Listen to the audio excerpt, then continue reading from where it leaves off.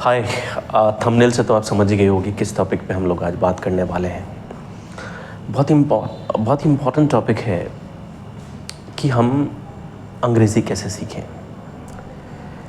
है ना। काफ़ी सारे लोगों का सवाल हो सकता है ये, और काफ़ी सारे लोग कोशिश कर भी रहे होंगे लेकिन सफलता नहीं मिली है। इसी के बारे में तफसील से बात करने वाले हैं। मेरा नाम है Shekhar and I am your host today.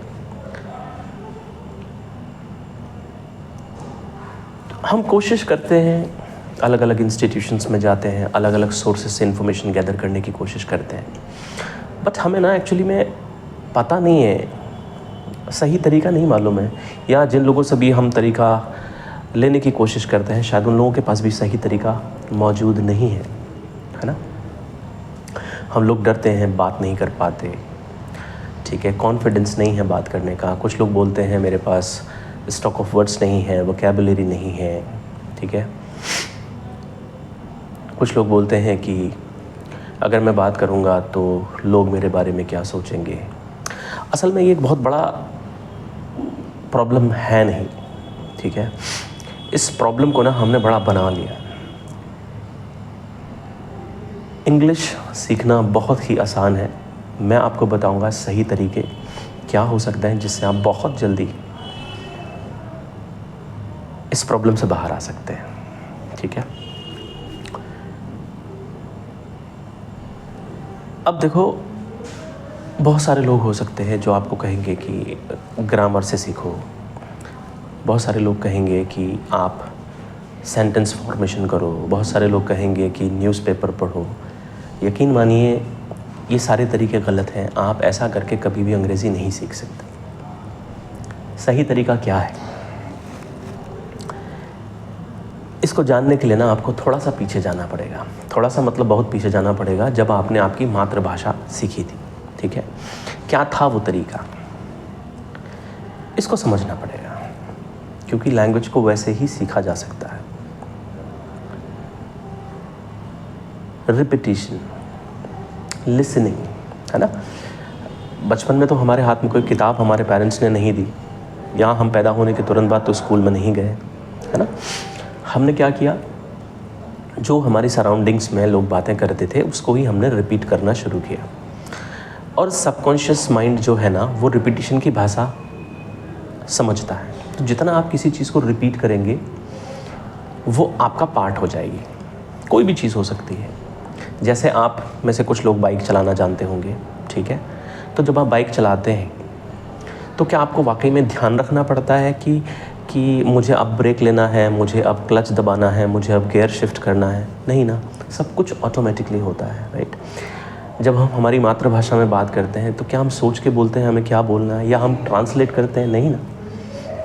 तो ये एक ऑटोमेटिक प्रोसेस है। और चीज़ें ऑटोमेटिक कब बनती हैं, जब हम उनको रिपीट करना शुरू कर देते हैं, है ना। जैसे कुछ महिलाएं होंगी जो ये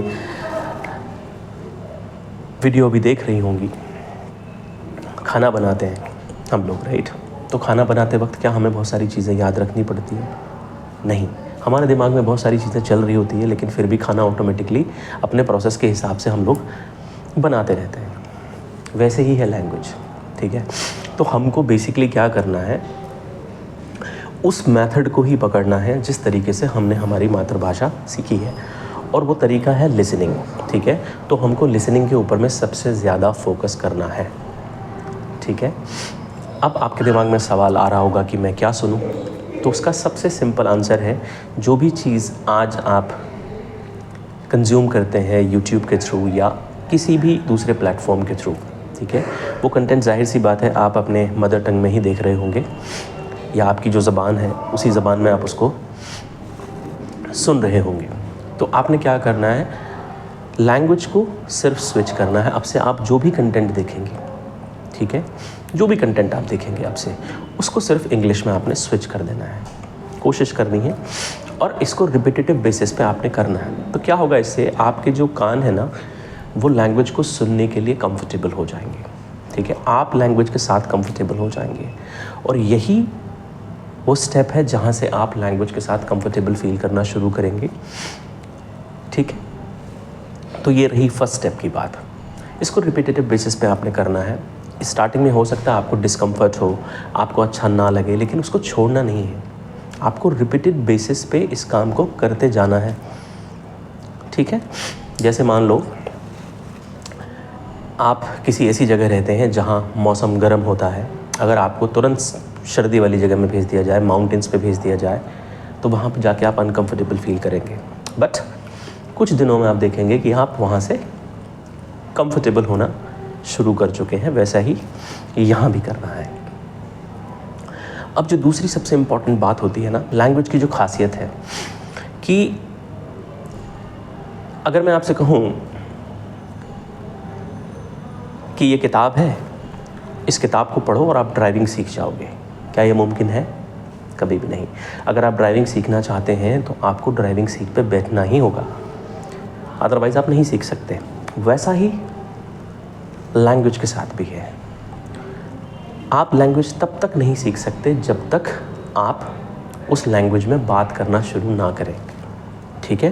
क्योंकि लैंग्वेज पहले अप्लाई की जाती है, उसके बाद सीखी जाती है।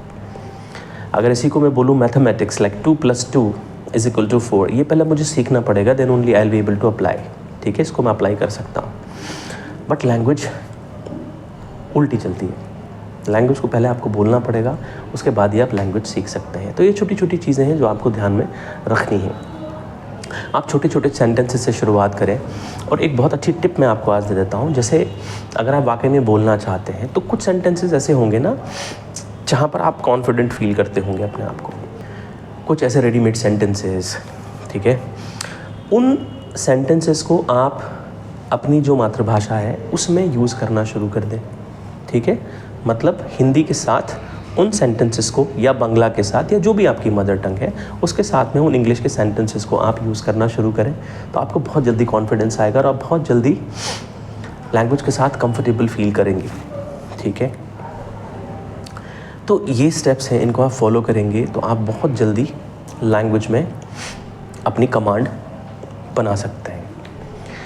अब तीसरी जो प्रॉब्लम है ना, जो मेरे सामने अक्सर लोग बोलते हैं कि हमको डर लगता है, या लोग मेरे बारे में क्या सोचेंगे। तो ये सब जो है ना, ये बोझा है बेसिकली, जो हम बरसों से, बरस दर बरस अपने साथ लेकर के चल रहे हैं। ये बचपन में ही हमारे मन के अंदर डाल दिया गया था, सीड कर दिया गया था कि ऐसा करोगे तो लोग आपके बारे में क्या सोचेंगे, वैसा करोगे तो लोग आपके बारे में क्या सोचेंगे। तो ये चीज़ हमारे दिमाग के अंदर बैठ चुकी है और अब एक डर का रूप ले चुकी है। हम हमेशा कोई भी काम करने से पहले यही सोचते हैं कि लोग मेरे बारे में क्या सोचेंगे। लोग आपके बारे में कुछ नहीं सोचेंगे। इस स्टेटमेंट को अपने दिमाग से निकाल दीजिए। किसी के पास इतना टाइम नहीं है कि वो आपके बारे में सोचते बैठेगा, ठीक है। आप सिर्फ अपने बारे में सोचिए और अपनी लैंग्वेज जर्नी को सार्थक अंजाम तक लेकर के जाइए, ठीक है। अब एक और पहलू है, कुछ लोग बोलते हैं मेरे पास स्टॉक ऑफ वर्ड्स नहीं है, इसलिए मैं अंग्रेज़ी नहीं बोल पाता। ये सिर्फ एक्सक्यूज़ेस हैं। हमारे पास इतने वर्ड्स हैं क्योंकि हम बचपन से अंग्रेज़ी को एज अ सब्जेक्ट पढ़ते हुए आ रहे हैं। हमारे पास इतने वर्ड्स हैं कि हम अंग्रेज़ी बोल सकते हैं, स्टार्ट कर सकते हैं, ठीक है। तो अपने आप को एक्सक्यूज़ देना बंद कीजिए और आज से इस जर्नी की शुरुआत कीजिए। यकीन मानिए आप एक बहुत अच्छे स्पीकर बन सकते हैं इस छोटी छोटी टिप्स को फॉलो करके, ठीक है। और आपकी हेल्प करने के लिए मैं आपके साथ रेडी हूँ। एक 30 डेज़ का प्रोग्राम मैंने आप लोगों के लिए बनाया है, जिसको हम लाने वाले हैं यूट्यूब के माध्यम से कम्प्लीटली फ्री ऑफ कॉस्ट, ताकि आप जल्द से जल्द अच्छे तरीके से, ऑर्गेनिक तरीके से, सरलता से इस लैंग्वेज को सीख सकें। हफ्ते में हम 2 वीडियोस पोस्ट करेंगे और बहुत ही सरल तरीके से आपको सिखाने का प्रयास करेंगे। तो अगर आप यहाँ तक मेरे वीडियो में बने हुए हैं तो इस चैनल को सब्सक्राइब ज़रूर कीजिएगा, क्योंकि बहुत ही बेहतरीन कंटेंट हम लाने वाले हैं आप लोगों के लिए, बहुत ही सरल कंटेंट आप लोगों के लिए लाने वाले हैं, ताकि हम भी आपकी इस लर्निंग जर्नी में आपका साथ दे सकें। Thank you so much for watching my video. Have a lovely day.